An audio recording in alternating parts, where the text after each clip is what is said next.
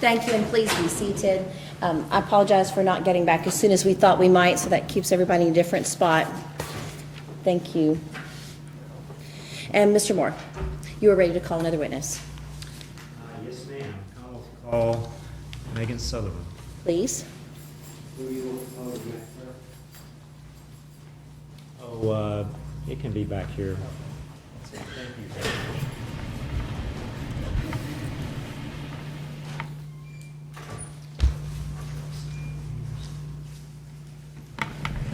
Too far back.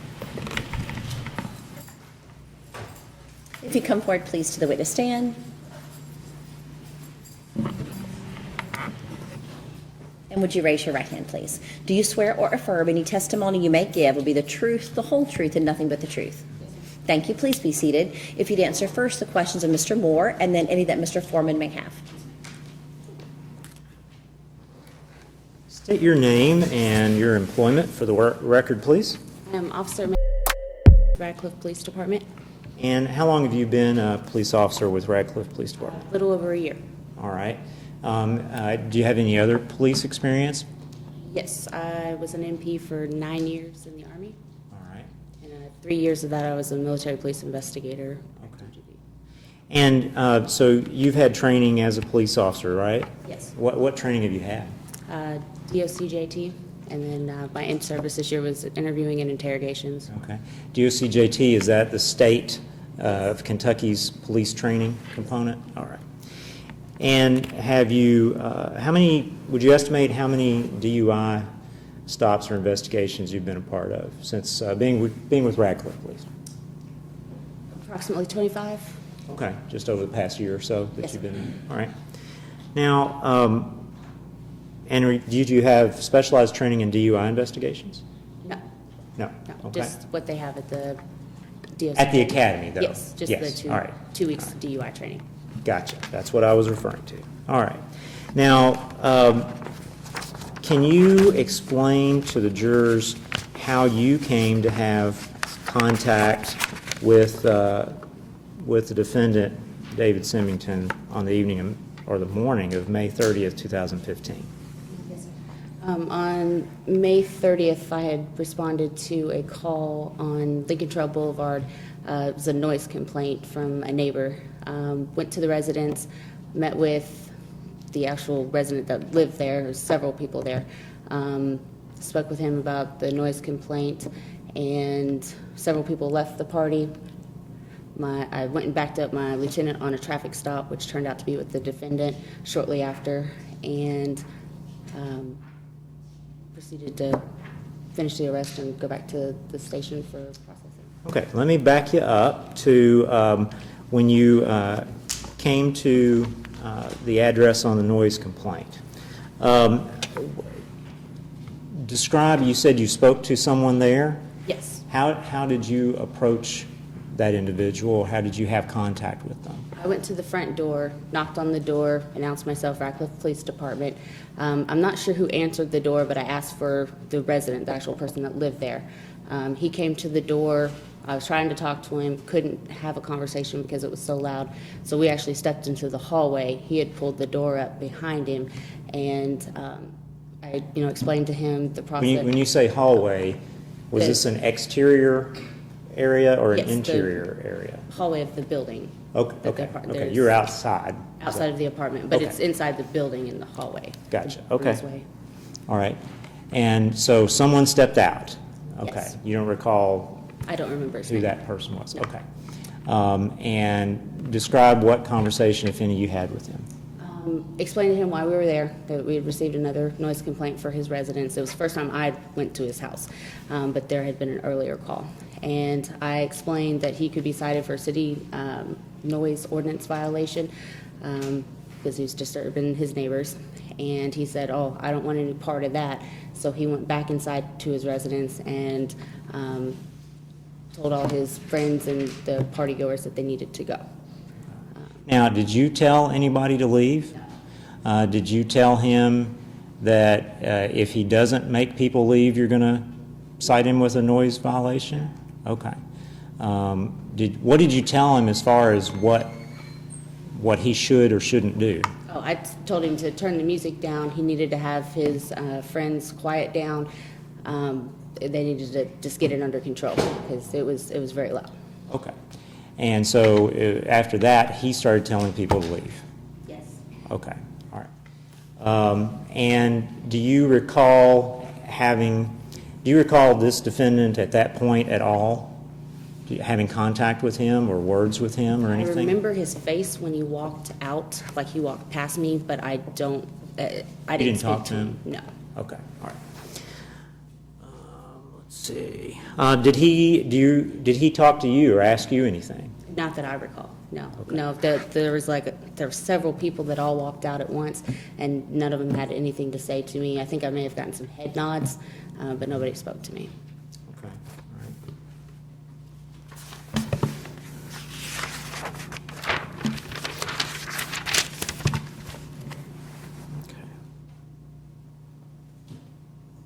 all right. And did you hear anything being said, any specific comments by anyone inside the residence? No. Okay, all right. You had said a moment ago it was just kind of loud. Yes, sir, but I don't know any exact words that were being said, no. All right, so folks started leaving, and then what did you do? I actually went out to the parking lot because there's maybe 7 to 10 people that were lingering in the parking lot, and it appeared there was maybe 2 to 3 designated drivers, and they were trying to figure out how to get everybody home. They weren't doing anything wild and crazy, so I went ahead and left and went and backed up my lieutenant on his traffic stop. Okay, so and that's the stop that Lieutenant McLeod had with the defendant? Yes. Okay. And then you said that you went to the police station after that? Yes. All right. And what did you do when you got to the police station? I think he was checked for, we took all of his property, patted him down, stuff like that. But I did the implied consent, read it to him, and began my 20-minute observation period. Okay, let me ask you about that. So the defendant, was he asked to submit to a breath test? Yes. All right. And what's the machine called that you used? The Intoxilizer 5000 EN. And are you trained and certified to operate the Intoxilizer 5000 EN? Yes, sir. All right. And now, you said that you began a 20-minute observation period. Can you explain where everybody was and what you were doing when that was going on? We have what we call the patrol room. It has all our counter, all our paperwork, computers, and everything. Lieutenant McLeod was sitting off to the side doing the paperwork for a citation. I was standing to the left of the counter watching the defendant for 20 minutes. I just make sure he doesn't eat anything, drink anything, can't go to the bathroom at that time. I pretty much stare at him for 20 minutes. May I approach You may. Objection, Judge. Can you identify that document? Yes, this is the printout of the breath test, the All right. results. And is the beginning of the observation time recorded on that slip? Yes. Okay. Now, did you record that time? My lieutenant wrote it down. Okay, Lieutenant McLeod wrote that down? Yes. All right. And is that, in fact, the time that you began observing the defendant? Okay. And did you observe him by present sense impression for at least 20 minutes? Yes. Okay. And let's see. Now, you said that you read him the implied consent form. Yes. Is that correct? Now, did you do that before, during, or after the 20-minute observation period? Before. Okay. So now, is there a sheet that you read? Yes. All right. And first, look at the sheet. No objection. You may. Can you identify that document for us? Yes, it is the implied consent warning. Is that, in fact, the one that you read to the defendant? Yes, it is. Okay. And just real briefly, what is the implied consent warning?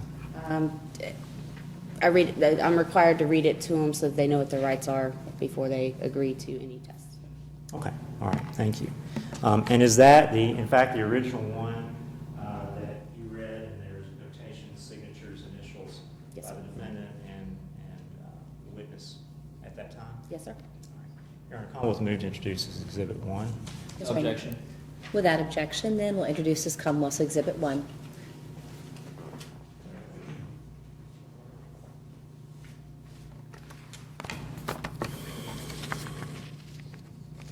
Now, I believe you already testified that on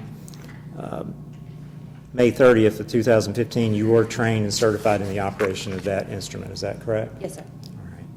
And was the test performed in accordance with standard operating procedures and the manufacturer's instructions? Yes.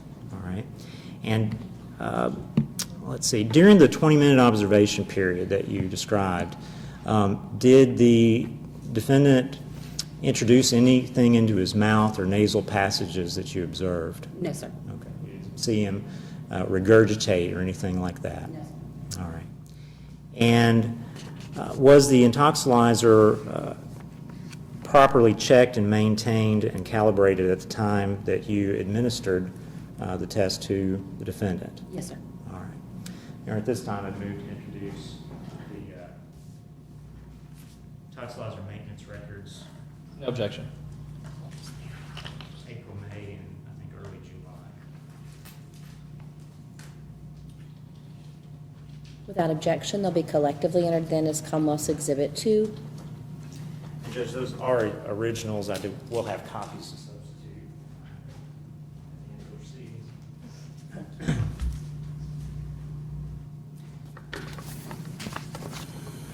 Officer Sutherland, were there any pre-operation checks that the machine goes through to make sure to show that it's functioning properly? Yes. Can you describe what those were and what they indicated? We check the tube to make sure it's warm. There's a scrolling display on the instrument, and then there's a bubbling solution in the back to verify that it's all in proper working order. Okay. And did those self-checks seem to be indicating the machine was operating properly? Yes, sir. All right. Now, that slip, is that what you feed into the machine Yes, sir. before you give the defendant his test? Yes, sir. All right. And is this the one specifically, or is that the one that was specifically used with this defendant? Yes, sir. Okay. Have his information entered at the top of it? Okay. Now, would you explain to the jury or just describe what is the first reading on that slip? The first reading is the air blank, .000. All right. And what is the next reading on that slip? The calibration check, .080. All right. And what is the next entry on that slip? The next entry is an air blank, .000. Now, skip down to the last one. What is that? That is also an air blank, .000. Now, what is the 1 second from last? That's the subject test, and that's .132. And is that the actual reading of the defendant's breath after blowing into the instrument? Yes, sir. Please read that result again. Subject test, .132.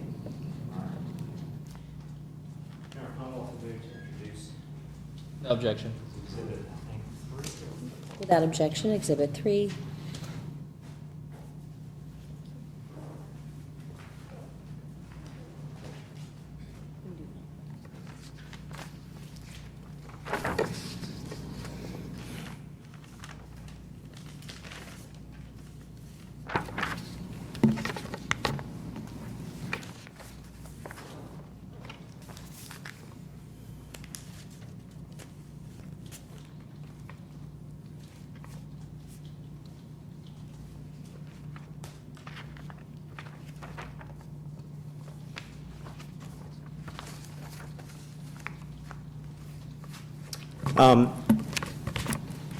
May have to get that slip back from you, but what was the time of the subject test? 0343. 3:43 a.m. 3:43 a.m. All right. And was that within 2 hours of the time that the defendant ceased operation of the motor vehicle? Yes, it was approximately 40 minutes after.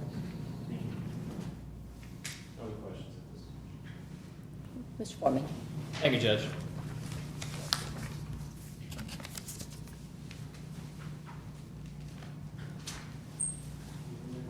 If you would, please, Deputy. I'll get this side.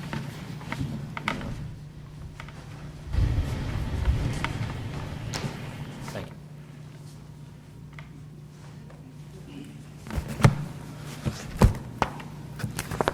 Morning, or afternoon. Lose track of time. Officer Sutherland. Is it okay if I call you? Are you an officer? Yes, sir. Sometimes I get mixed up. Officer Sutherland, did you, prior to your testimony, which began at approximately 3:10 p.m., have you had any conversation with the prosecutor? Excuse me, I can't see the witness. Sorry. Could you maybe slide around a bit? Thank you. Sorry, so can you say that one more time? Have you had any conversation with the prosecutor? Yes, I have had conversation, and he made it very clear that we are not to discuss anything that was happening in here. Thank you.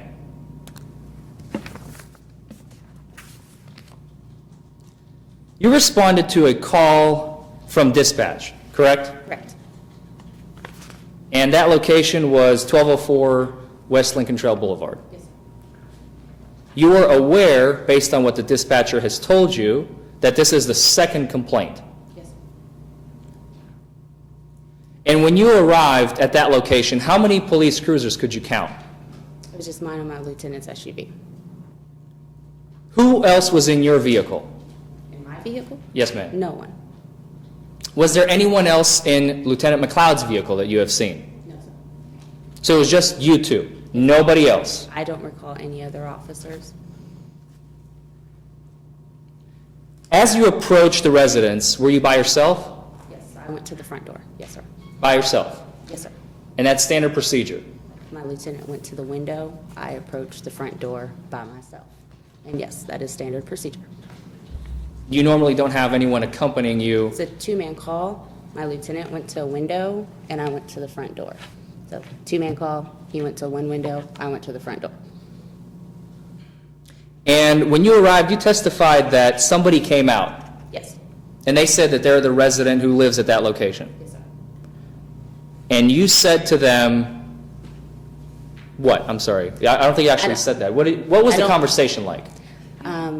Verbatim, I don't remember verbatim the words. The gist? But when they opened up the door, I asked for the resident of the home.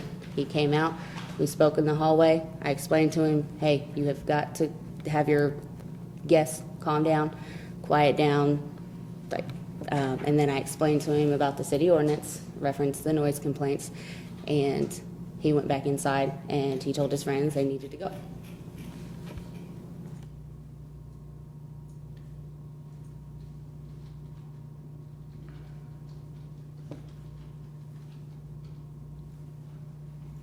After you have spoken with this individual, do you remember their name? No, sir, I don't.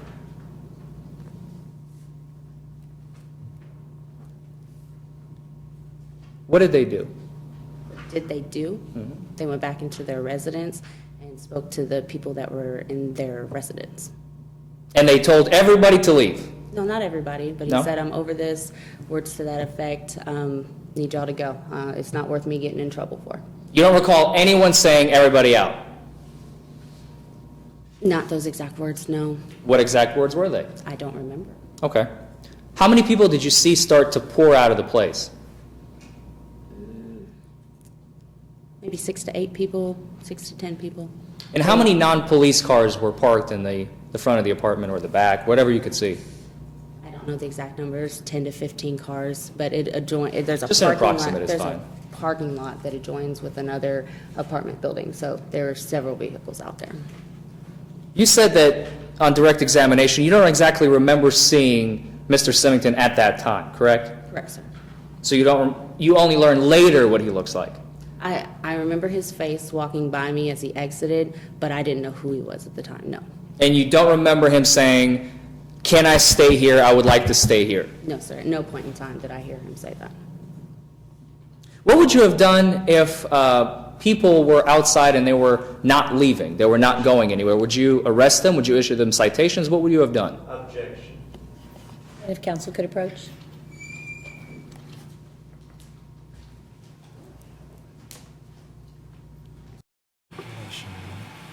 Any response? I think this goes directly to the situation at the end as the people are exiting out of the house. We need to know exactly what they're doing, and if they're not doing anything illegal, would she have taken any action? I think he can ask whether she did, what they were doing, and whether she did, but to speculate on what she may have done in a particular circumstances is improper. I'll sustain the objection of speculation. Thank you. Thank you, Judge.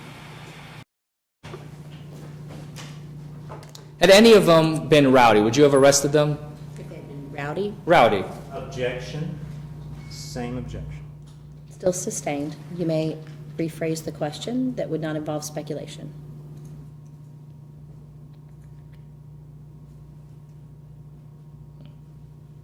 I'll move on, Judge.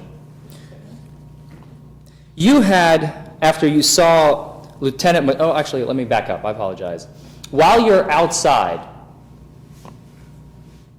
how many additional police cruisers arrived on scene? I don't recall any other cruisers that were on this scene. I've looked at our dispatch calls for service logs. I didn't see anybody else call out there, and we have a very strict policy. If your boots hit the ground, radio better know where you're at. And I don't recall anybody else calling out there. I don't remember seeing any other vehicles in the area.